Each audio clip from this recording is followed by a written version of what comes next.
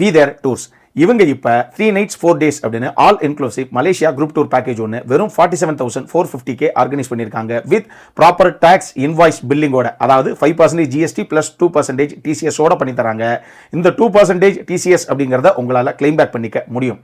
இந்த 47,450லேயே உங்களுக்கு flight tickets with 20 kg luggage, visa arrival card, star hotel accommodation with swimming pool, Indian style breakfast lunch and dinner both veg and non veg, unlimited buffet, AC bus, all entry tickets, licensed Tamil tour guide மலேசியாவில், travel insurance, complimentary water bottles வரைக்கும் எல்லாமே இதிலேயே cover ஆகிடும்.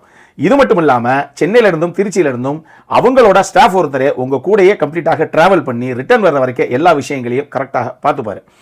இவங்களுடைய website லிங்கையும் சரி contact டீட்டெயிலும் சரி கீழே நான் டிஸ்கிரிப்ஷனில் விடுறேன். அப்புறம் என்ன, மேலே ஸ்க்ரீனில் தர நம்பருக்கு கால் பண்ணுங்க. ஃபில்மி கிராஃப்ட் அப்படிங்கிற கூப்பன் கோடை சொல்லி உங்களுடைய எல்லா புக்கிங்ஸுக்கும் நீங்கள் 5% டிஸ்கவுண்ட்டையும் அவைல் பண்ணிக்கலாம். இனிமேல் அஃபோர்டபுளான சேஃப் அண்ட் செக்யூர்டான ட்ரிப்ஸுக்கு வி தேர் டூர்ஸை கான்டாக்ட் பண்ணுங்க. Hello viewers, welcome to Filmi Craft. நான் உங்கள் அருண்.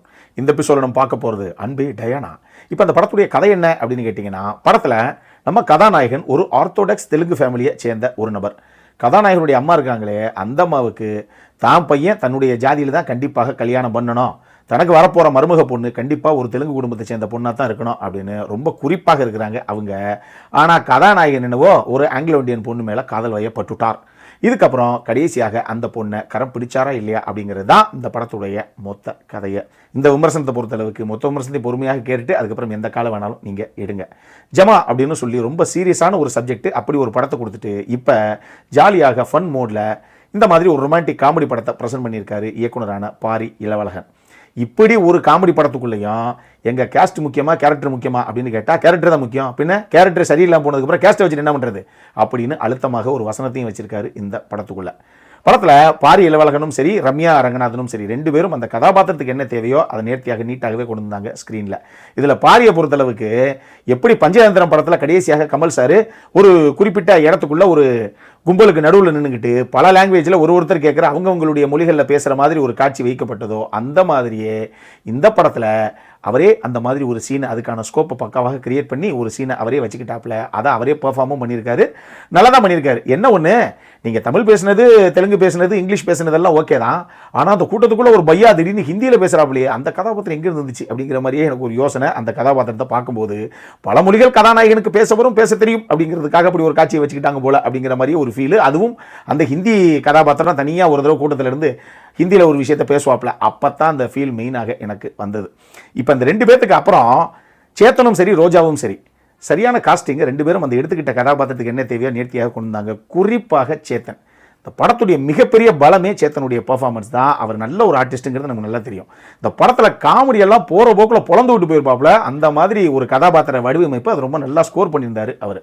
ரோஜாவை பொறுத்தளவுக்கு அந்த கதாபாத்திரத்துக்கு என்ன தேவையோ பண்ணியிருந்தாங்க. குறிப்பாக ஒரு சீனில் கொஞ்சம் எமோஷனலாக பேசக்கூடிய ஒரு சீக்வன்ஸ் அது நல்லாவே பண்ணியிருந்தாங்க ரோஜாவும். பரிதாபங்கள் கோபி, அந்த பரிதாபங்கள் மேட்டர் தான் இங்கே மெயினாக சொல்லணும். அதாவது அவர் பெங்களூர் தமிழ் பேசக்கூடிய ஒரு நபராக வந்திருக்காப்புல. நான் பெங்களூர் தமிழ் அதிகமாகலாம் பேசி எங்கேயும் கேள்விப்பட்டது கிடையாது, நான் கேட்டது கிடையாது அதிகமாக. ஆனால் அந்த கதாபாத்திரம் பேசுகிற மோடே ஆமாம் இது நார்த் சென்னை ஸ்லாங்கா இல்லை மார்வாடிஸ் பேசக்கூடிய ஸ்லாங்கா அப்படின்னே தெரியல. ஒரு மாதிரி சேட்டுக்காரங்க எப்படி பேசுவாங்களோ அந்த மாதிரி இழுத்தே தான் படம் நெடுகளும் பேசுகிறாரு. கோபி சாதாரணமாக பேசினாலே நல்லா காமெடியாக சூப்பராக தாங்க ஸ்கோர் பண்ணுவார். முதல்ல ஆரம்பத்தில் 1-2 தடவை பேசும்போது தெரியல, பட் படம் நெடுகளும் அதே பாஷையில் பேசுறது அப்படிங்கிறது நமக்கு கொஞ்சம் அநாயகத்தான் இருந்தது. ஷெல்லியுடைய சினிமோட்டோகிராஃபியில் காட்சிகள் உண்மையாக ஆகாவோகோ அப்படின்னு சொல்கிறீங்களோ இல்லையோ, உண்மையாக ஒரு கலர்ஃபுல்லான ஒரு ரொமான்டிக் ட்ராமாவுக்கு ரொமான்டிக் காமெடி ட்ராமாவுக்கு என்ன தேவையோ அந்த விஷுவல்ஸ் உள்ளே இருந்தது அப்படின்னே நான் சொல்லுவேன். இந்த படத்துடைய பேஸு காமெடி, ஒரு பக்கம் ரொமான்ஸ் அப்படின்னு இருந்தால் கூட காமெடி அப்படிங்கிறது மெயின். இந்த படத்தில் காமெடிங்கிறது எப்பயும் நம்ம சொல்கிறது தான், அது சப்ஜெக்டிவ், எல்லாருக்கும் ஒரே மாதிரி ஒர்க் அவுட் ஆகணும் அப்படின்னு எந்த நியதியும் கிடையாது. எனக்கு இந்த படத்தில் ஆன் அண்ட் ஆஃப் ஆகத்தான் காமெடி ஒர்க் அவுட் ஆச்சு. பட் கடைசி ஒரு 30 நிமிஷத்துக்கு அழகாக ஸ்கோர் பண்ணியிருந்தது இந்த டீம். எனக்கு இந்த காமெடி அப்படின்னு யோசிக்கும் போது கூட அதையுமே ஃபுல் அண்ட் ஃபுல் சேத்தன் தான் ஸ்கோர் பண்ணிட்டாரோங்கிற மாதிரி ஒரு ஃபீல். முதல் தடவை கதாநாயகி வந்து சேத்தன்ட்ட பேசக்கூடிய அந்த சீன் ஆகட்டும், ரோஜா ஒரு தடவை பயங்கரமாக ஏறிட்டு ரூமில் உட்காந்துக்கும் போது எப்படிப்பா அப்படி பேசினேன் அப்படின்னு ஹீரோ வந்து கேட்கும்போது ஒரு டைலாக் ஒன்று சொல்லுவார். அதெல்லாம் அட்டகாசமாக காமெடியாக கன்வெர்ட் பண்ணியிருந்தார் சேத்தனு. ஸோ அந்த ஒர்க் அவுட் ஆன இடங்களில் பெரும் பங்கு கண்டிப்பாக அவருக்கு இருக்குது அப்படின்னு நம்ம சொல்லலாம். சரி, இது ஒரு பக்கம் இருக்கட்டும். இந்த படத்தில் என்ன சார் பிரச்சனை அப்படின்னு கேட்டிங்கன்னா, அந்த படத்துடைய செகண்ட் ஆக்ட் தான். அதாவது கதைக்களத்தையும் கதாபாத்திரத்தையும் எஸ்டாப்ளிஷ் பண்ணிவிட்டு அப்படி ஓரளவு கொஞ்சம் உப்பைத்தி உள்ளே எடுத்துகிட்டு போயிட்டாங்க. ஆனால் அதுக்கப்புறம் பெருசாக சுவாரஸ்யமே இல்லை. இன்டர்வல் வரைக்கும் இல்லை, ஈவன் இன்டர்வல் ஆரம்பிச்சதுக்கு அப்புறமே கூட நான் சொன்ன மாதிரி கடைசி அந்த 30-35 நிமிஷம் அங்கே தான் அவங்க பெருசாக ஸ்கோர் பண்ணதே தவிர அந்த இன்பிட்வீனில் செகண்ட் ஆக்டில் எங்கேயுமே நமக்கு பெருசாக இந்த படம் காமெடியாகவோ இல்லை ஒரு ரொமான்டிக் ட்ராமாவாகவோ எங்கேயுமே பெருசாக நிற்கலை, பெருசாக ஒட்டவே இல்லை. இதுக்கு ஒரு முக்கியமான காரணம் என்ன தெரியுமா? நம்ம கதாநாயகனுடைய கதாபாத்திரம் எழுதப்பட்ட விதம். ஏன்னா நீங்கள் ஹீரோயினை விடுங்க, சாதாரணமாக எந்த பொண்ணாக இருந்தால் கூட இப்படி ஒரு பையனை காதலிக்குமாங்கிறதெல்லாம் ரெண்டாவது பட்சம். இந்த மாதிரி ஒரு பையனை பிடிக்குமா அந்த பொண்ணுக்கு அப்படிங்கிற கேள்வி ஒன்று இருக்குல்ல. அவர் கதாபாத்திரம் எப்படிப்பட்டது அப்படின்னா, உங்ககிட்ட நல்லா பேசிட்டு தான் போவார், இந்த வீட்டுக்கு வந்துடுறமா அப்படின்ட்டு போயிட்டு தான் போவார். ஆனால் போய் கொஞ்ச நேரத்தில் காலி எடுக்க மாட்டாப்ல. அன்னைக்கு எடுக்கலன்னா பரவாயில்ல, அடுத்த 4 நாள் 5 நாளே காலி எடுக்க மாட்டார். இதுக்கு இந்த ஆளோட நம்ம லவ் அப்படின்னு ஹீரோயினே ஒரு முடிவுக்கு வந்துருவாங்க. திடீர்னு பார்த்தா வந்து நிற்பார், நான் பெரிய தப்பு பண்ணிட்டேன், என்னை மன்னிச்சிரு, இனிமேல் இப்படி பண்ணவே மாட்டேன், உன் காலில் விழுது கூட கேட்குறேன், நான் கண்டிப்பாக இனிமேல் இப்படி பண்ண மாட்டேன் அப்படிம்பாரு. முதல்ல இந்த மாதிரி ஒரு ப்ராப்பராக ஒரு ஸ்டேபிளாகவே இல்லாத ஒரு நபரை நீங்கள் என்னென்னு காதலிப்பீங்க? ஆக்சுவலி நமக்கு கதாநாயகி மேலே காதல் இருக்குதா இல்லையா அப்படிங்கிற சந்தேகமே படத்துடைய கிளைமேக்ஸ் வரைக்கவே கதாநாயகனுக்கு இருக்கு. இந்த ஒரு விஷயத்தினாலேயே முதல்ல எங்க ஹீரோயின் அவர் லவ் பண்ணுறாரா இல்லையா அப்படிங்கிற சந்தேகம் ஆடியன்ஸுக்கு இருக்கு, படம் நடிகர்களும் இவர் மேலே.